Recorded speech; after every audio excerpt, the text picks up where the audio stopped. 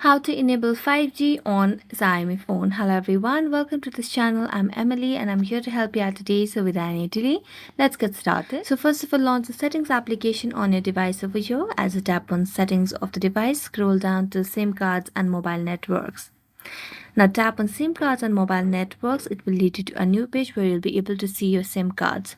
So tap on the SIM card where you want to enable the 5G. So tap on the SIM card, and as you do that, you'll be able to see the option of preferred network type under the mobile network option. So tap on preferred network type. So here you'll be able to see three options only: prefer LTE, prefer 3G and 2G only. So there's no option of 5G right now, so you can only enable up to 3G. So you can tap on prefer 3G, or you can just tap on prefer LTE, and then you can go to mobile network. It will automatically select the network, so you can just go back and enable 3G or LTE on Xiaomi phone.